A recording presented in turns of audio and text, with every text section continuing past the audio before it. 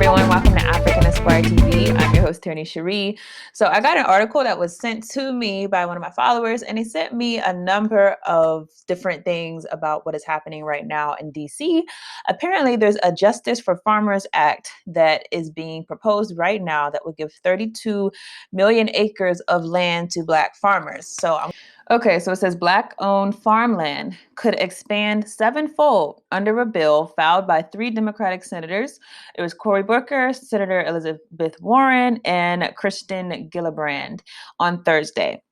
The Justice for Black Farmers Act, now this is a specific act for Black farmers, would enable Black farmers to acquire up to 160 acres apiece at no charge through the USDA system of land grants.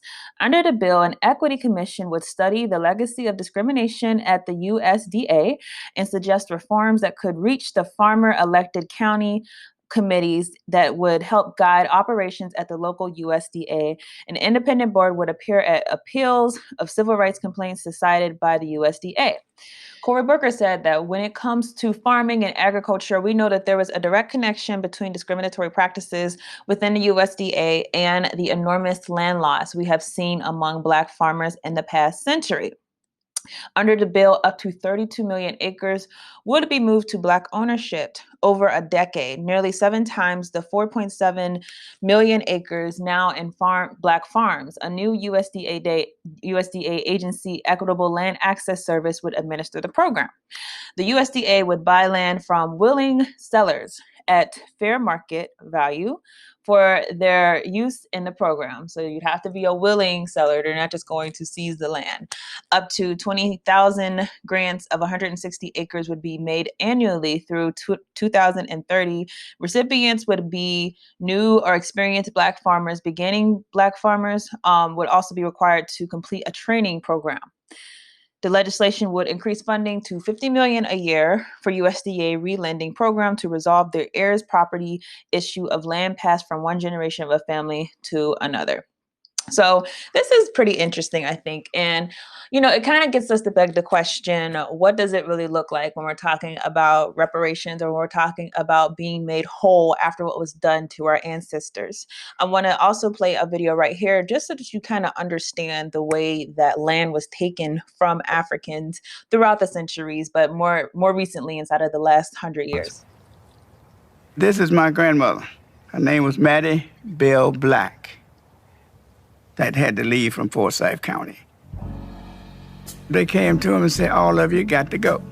Tonight, got to get out of here tonight, because we're going to kill you. My name is Lily Nash. My dad said that every Black person had to leave. They had to be gone before 12 o'clock midnight. Everybody. My grandma, she was one of the people who left. Earlier in the day, this Black guy was supposed to have raped this girl. And they lynched him that day. They drug him around. And then that night, they went to the Black community and ran everybody out. We were about the last ones to leave, my mother and father. They were trying to stay there till the baby got a month old, but they bombed the side of the house. They burned the side of the house down. Why and who have the right to tell any man that he or she cannot live here? Because it just ain't right. You can't tell me. God gave me that right too to live. I just remember Grandma coming in crying, She kept saying she was so hurt. They had never owned nothing before. I don't think she ever got over what happened. They had their farm, they had a house, but they had to leave it. But where is it now? Who got it? Now, this is important to remember because all the time I talk about South Africa very frequently. The land issue there is just crazy, right? You have 90% of the population being African, and then you have that small slither of less than 10% of whites owning like over 80% of the agricultural land. When we talk about it in South Africa, I noticed that a lot of my African brothers and sisters who are in the Americas kind of say, well, how could this happen? How could you let this happen? But then you think about it, when you consider what happened to us. Remember, we were promised 40 acres and a mule by the country that enslaved us and made millions and millions and billions on our enslavement, and yet we have nothing, almost close to nothing. In fact, let me have the exact figures read to you so that you can see just how small of an amount of the land that we own in America. So it says, this is from inequality.org. It says, who owns almost all of America's land? The 5 largest landowners in America, all white, own more rural land than all of Black America combined. Again, 5 largest landowners in America, more than all of us combined.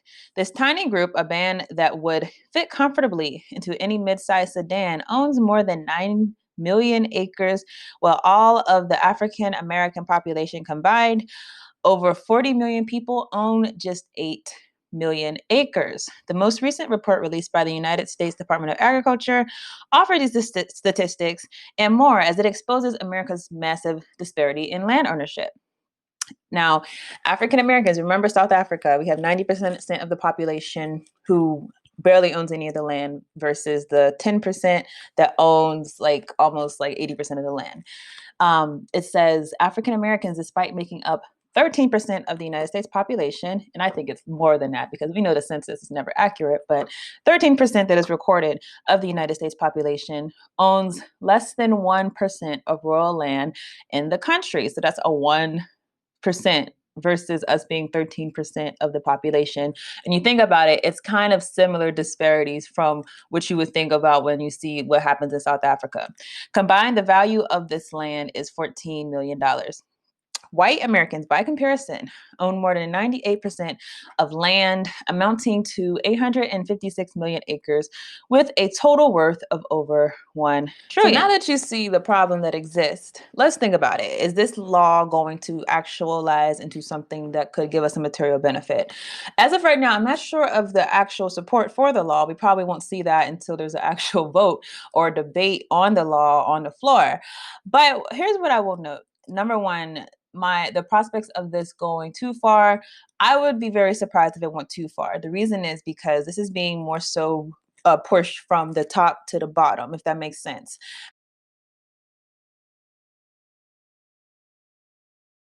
Meaning, would this bill actually pass? I don't know. Whenever you don't have a large political lobby that is pushing for the law from the African community, it seems as though these are people who are seen as progressive politicians who are pushing the law instead.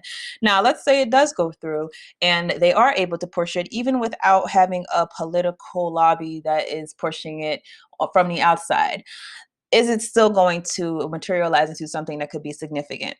Well, one thing to keep in mind, it does say that that the white owners of the land will have to voluntarily give up the land to Africans. Now, thinking realistically, most people who live in these rural places, are they going to willingly give up land to Africans, specifically in places where they probably do not want to have Africans? That would be a whole nother testament to whether or not this law would actually do what it was meant to do. Because you have to remember, a lot of the people who lost land, a lot of the African owners of land in the United States, they lost land because they were driven out by a lot of the ancestors of these same people who they're going to have to go to and ask to voluntarily give up land. It's also interesting that they have to voluntarily give up land, but it's going to be sold at market price, which is not something that we were given the option of course. Many times we had to abandon our land in fear for our lives and got nothing in return.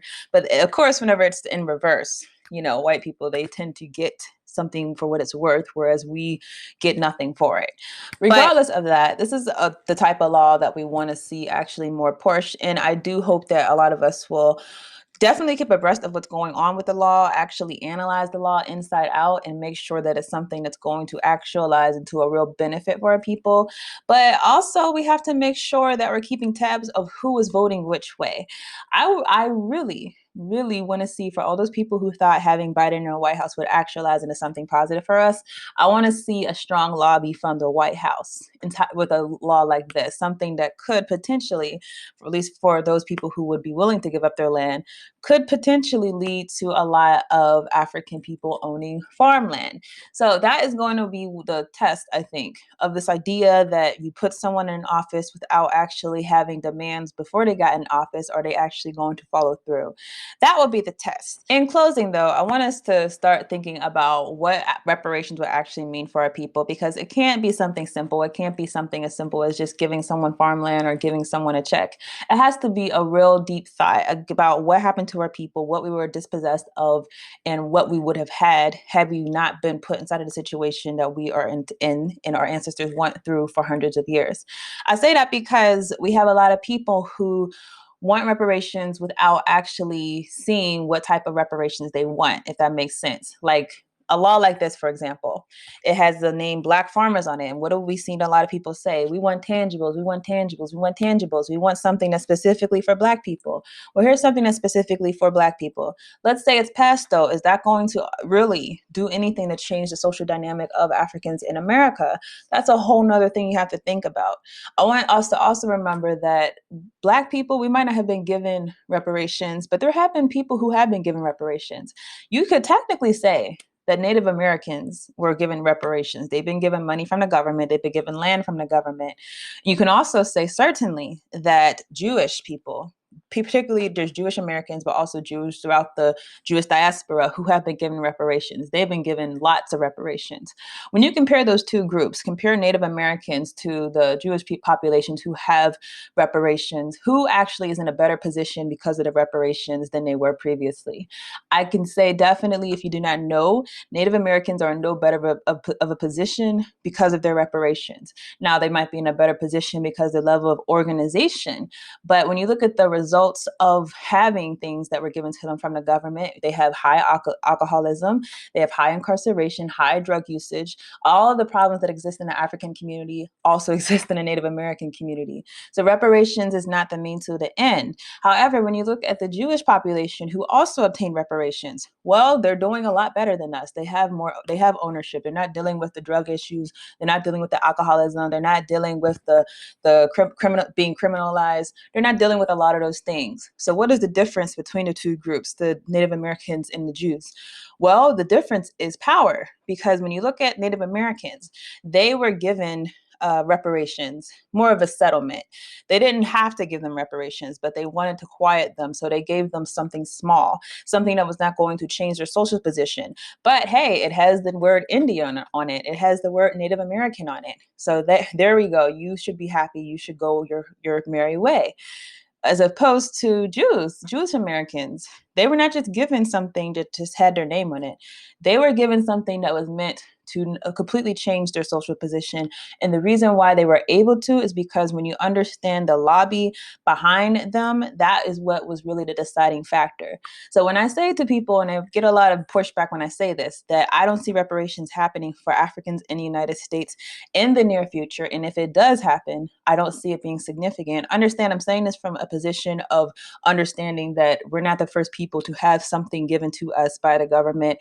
And the government, if they do not wish to do something, they may do it to make you feel happy, but they're not going to do it to change the circumstances that would cost them their power, cost them their interest, unless there is a real power that is forcing the hand. We don't have that power because we're not organized. And not only we're not organized, we're not strategic. We're at this point being more reactionary than anything. So that's something for us to think about. If this is the route you want to go, that we need reparations by any means necessary, don't just be happy with something that says your name on it, has your name on it. Be happy with something that's meant to change your social position.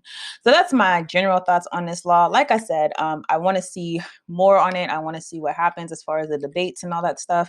But regardless, it's definitely something that I think could have positive results, particularly as far as the discourse. You know, we're talking about something that was specific. We're talking about something that we know happened to Africans, and where we could actually directly trace many of the families who have been affected by losing land, So this is something that I think has potential to spark at least a significant debate and significant conversation around this issue. So that's all I have on this. I will see you guys in the next video.